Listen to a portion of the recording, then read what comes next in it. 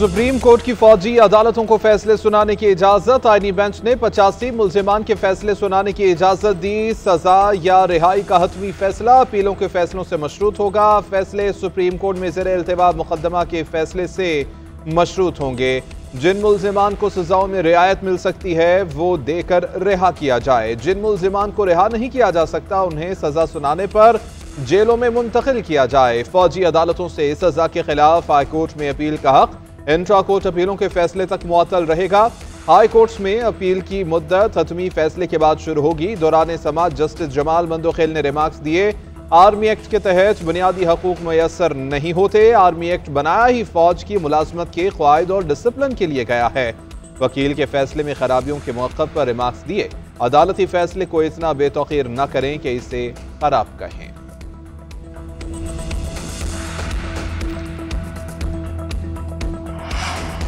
26वीं आईनी तरमीम के खिलाफ दरख्वास्तें आइंदा माह सुने जाने का इम्कान। आईनी बेंच के सरबराह जस्टिस अमीनुद्दीन खान ने समाअत का इंदिया दिया। मिलिट्री ट्रायल इंट्रा कोर्ट अपीलों की समाअत के दौरान रिमार्क्स दिए कि जनवरी के पहले हफ्ते ये केस खत्म हुआ तो 26वीं तरमीम का केस दूसरे हफ्ते सुनेंगे।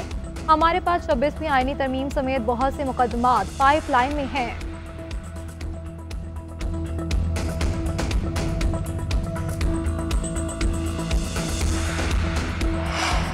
Chief justice of Pakistan justice Yahya Afridi की ज़ेर सदारत सुप्रीम जुडिशल काउंसिल का इजलास।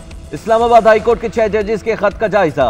Judicial council rules, code of conduct और इंक्वायरी के मैकेनिज्म का भी जायजा। ज़ेर इल्तवा 36 शिकायत का मामला भी इजलास में ज़ेर बहस।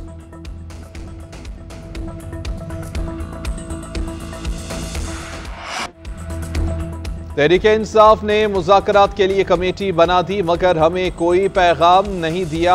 अब भी ये कहते हैं कि हम क्यों हुकूमत से राबिता करें। अगर PTI का पैगाम मिला तो हमारी तरफ से इनकार नहीं होगा। मुशीर वज़ीर-ए-आज़म राना सनाउल्लाह ने बता दिया। कहते हैं कि नून लीग ने हमेशा मुज़ाकरात की हिमायत की है। अपोजिशन में थे तब भी मीसाक़े मईशत की बात की थी। फाइनल कॉल से पहले तहरीक इंसाफ से राबिता किया गया था लेकिन रिहाई की कोई बात नहीं हुई थी। हमने इनसे कह दिया था कि रेड जोन की जगह आप किसी और जगह पर अपना एहतजाज रिकॉर्ड करा लें, लेकिन इन्होंने इनकार कर दिया। ये कहना कि 9 मई को हम नहीं मानते ये तो और तलखी बढ़ाने वाली बात है। सब कुछ करने वाले ये खुद ही थे। मुज़ाकरात के दरवाजे खोले हैं, भीख नहीं मांग रहे, ऐसा तासुर दिया जा रहा है जैसे PTI मुज़ाकरात करने की दरख्वास्त कर रही है। ऐसा तासुर पर बानी PTI ने भी गुस्से का इजहार किया है। सेनेटर अली जफर का कहना है कि हम पर इल्ज़ाम था कि हमने मुज़ाकरात के दरवाजे बंद कर रखे हैं। हमने 2 शराइत रखी हैं, मुज़ाकरात से पहले इन शराइत को तस्लीम किया जाए। शराइत मान ले तो हमारे दरवाजे खुले हैं। ओपोजिशन लीडर उमर यूब बोले कि हुकूमत से अभी तक मुज़ाकरात नहीं हुए। बानी चेयरमैन की हिदायत पर हमारी 5 रुकनी कमेटी कायम की गई। स्पीकर के साथ मुज़ाकरात नहीं, हमशीरा की वफात पर ताज़ियत की थी। कौमी असम्बली में अपोजिशन अरकान का फ्लोर ना मिलने पर एहतजाज। आगा रफ़ीउल्लाह ने कहा कि आपने अपने लीडर पर बात करनी है तो प्रेस कॉन्फ्रेंस कर लें। असद कैसर बोले, हमने मुज़ाकरात के लिए कमेटी बना दी है, जब हुकूमत संजीदा होगी हम बानी से हिदायत लेकर बात करेंगे। तमाम सियासी जमातों को अपने मुतालिबात रखने का हक है। एहतजाज के हवाले से जो कानून बना है वो गैर आइनी है। आइन में हर शहरी पुरअमन एहतजाज रिकॉर्ड करा सकता है। असम्बली में मुलाकातों की तरदीद। बोले, मेरी कल स्पीकर से कोई मुलाकात नहीं हुई, फातिहा खानी के लिए गया था। हमने मुज़ाकराती कमेटी बनाई है, हुकूमत संजीदगी दिखाएगी तो बात आगे बढ़ेगी।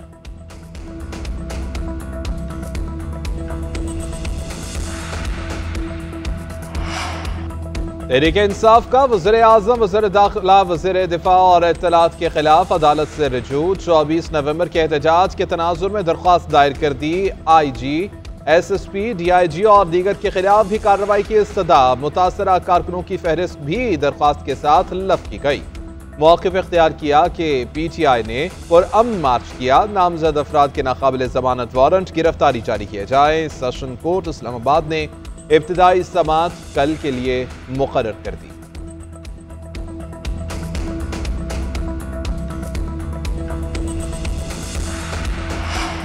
आप लोगों ने रोज का तमाशा बनाया है, अवाम तंग हो रहे हैं, आज़ादी का मसला है और आपने बदमाशी अपनाई हुई है। इंसदाद दहशतगर्दी अदालत डिप्टी कमिश्नर और असिस्टेंट कमिश्नर इस्लामाबाद पर बरहम। शनाख्त परेड पर मुल्जिमान को पेश न करने के केस में अदालत ने रिमार्क दिए कि आइंदा अगर कोई तफ्तीशी आपके कमरों के बाहर खड़ा हुआ तो हथकड़ी लगवा दूंगा। आप लोग ब्यूरोक्रेट बने हुए हैं मगर मुल्क के लिए कुछ नहीं कर रहे। मुल्जिम जहां भी हैं पेश करें।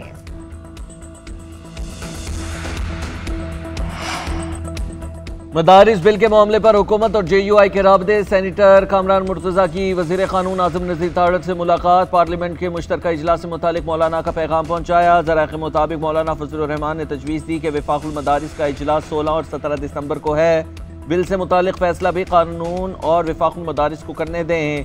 कामरान मुर्तज़ा का कहना है कि मदारिस से मुतालिक बिल मुश्तरका इजलास से मंजूर कराने की ज़रूरत नहीं। स्पीकर का भी यही मौक़िफ़ है। हुकूमत बिल में कोई तरमीम चाहती है तो नया मुसविदा पेश करे। मुमकिन है JUI मुशावरत के बाद तरमीम की मंजूरी पर मुत्तफ़िक हो जाए। तरमीम दरकार नहीं तो बिल का नोटिफिकेशन होना चाहिए।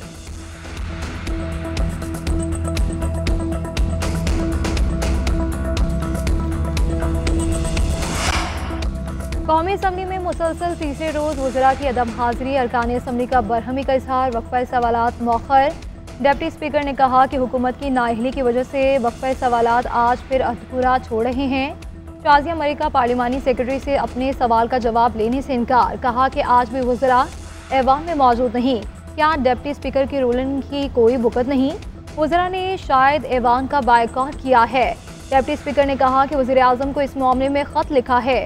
उम्मीद है वो इस खत को पढ़ेंगे। मुसद्दिक मलिक बोले कि मुझे अंदाज़ा नहीं कि मैंने क्या किया, इतनी नाराज़गी हो गई। आज तो पीपल्स पार्टी वाले सारे नाराज़ लग रहे हैं। गैस की मकामी पैदावार में कमी, महंगे दामों, LNG दरामद पर तवज्जो दिलाओ नोटिस पेश किया गया। मुसद्दिक मलिक ने जवाब दिया, हमारे पर LNG सरप्लस है। कतर से 5 कार्गोज की खरीदारी मौखर कर दी। IMF को पता है कि कैप्टो पावर प्लांट्स को बंद करना मुल्क के मफाद में नहीं। आफिया सिद्दीकी केस में हुकूमत और वजारत खारजा की सुस्ती पर अदालत बरहम। इस्लामाबाद हाई कोर्ट का फौजिया सिद्दीकी को पासपोर्ट वापस और वीज़ा फराहम करने का हुक्म। वकील ने बताया कि अमेरिका भेजा गया वफ्द 8 दिन के लिए था जो 5 दिन ताखिर से पहुंचा। पाकिस्तानी वफ्द का वक्त आज खत्म हो गया। वफ्द की वापसी का वक्त आ गया है। पाकिस्तानी सफीर ने भी वहां कोई मुलाकात नहीं की। जस्टिस एजाज एहसन खान ने कहा कि रिमार्क्स दिए कि आपकी तरफ से सुस्ती है, मामला दुरुस्त नहीं। वजारत खारजा पैरावाइज कमेंट्स जमा कराए और मुकम्मल रिपोर्ट दे। क्यों ऐसा हुआ और सिफारत खाने ने क्या किया? अदालत ने समाअत आइंदा जुमे तक मुलतवी कर दी। पुलिस के खिलाफ फैसला आए तो पुलिस ऑफिसर नाराज होकर जज से सिक्योरिटी वापस ले लेते हैं। अब ऐसा नहीं होगा, मेरे तमाम जजेस को सिक्योरिटी देना होगी। Chief justice Peshawar high court के जजेस और अदलिया की सिक्योरिटी सूरत हाल के केस में रिमार्क्स। जस्टिस एजाज अनवर ने रिमार्क्स दिए कि पोलियो मुहिम में सारी पुलिस मसरूफ हो जाती है। पोलियो के लिए अलग फोर्स बनाएं, ये मसला हल करें। वज़रा और अफसरान के घरों में इजाफी गाड़ियां खड़ी होती हैं लेकिन जजेस के लिए नहीं है। कुर्रम में जो कुछ हुआ वो सबके सामने है। कॉन्वॉय में भी जब कोई जाता है तो पहले से उन लोगों को पता चलता है। अब इस पर भी कोई भरोसा नहीं करता। चीफ जस्टिस ने रिमार्क्स दिए कि ये इंतजाम नहीं करते तो हम जुडिशल ऑर्डर के जरिए सब तय करेंगे। पेशावर हाई कोर्ट के पास एक बुलेट प्रूफ गाड़ी है, हुकूमत को चाहिए तो वो भी देने को तैयार हूं। अदालत ने मजीद समाअत 18 दिसंबर तक मुलतवी कर दी।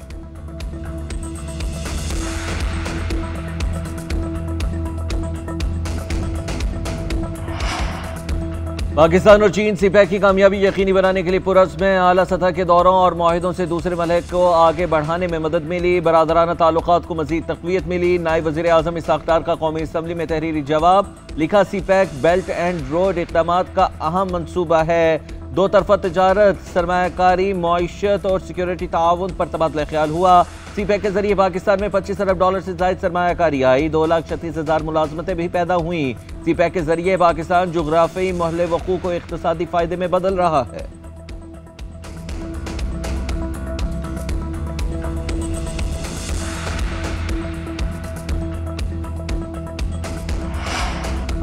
गवर्नर सिंध कामरान टेसोरी का इस्लामाबाद में चीनी सफारत खाने का दौरा। चीनी सफीर और दीगर अमले से मुलाकात। बाहमी ताउन के फ़रोग पर तबादला ख्याल। सनती जोन्स में चीनी फैक्ट्रियों को क़याम। स्टील बिल की बहाली में सरमायाकारी पर बातचीत। सिंध में सॉलिड वेस्ट मैनेजमेंट और सोलर इंडस्ट्री के मंसूबों पर चीनी टेक्नोलॉजी के इस्तेमाल पर गुफ्तगू। सिंध के साहिली इलाकों में सरमाकारी और कार्गो शिपिंग के मौक़ों का भी जायजा लिया गया। गवर्नर सिंध ने सनअती तरक्की के लिए चीन के ताउन पर इजहार तशक्कुर किया। चीनी सफ़ीर ने कहा कि चीन ने हमेशा पाकिस्तान से ताल्लुकात को फ़ौक़ियत दी है। चीनी सरमाकार सिंध के मुख्तलिफ मंसूबों में दिलचस्पी रखते हैं।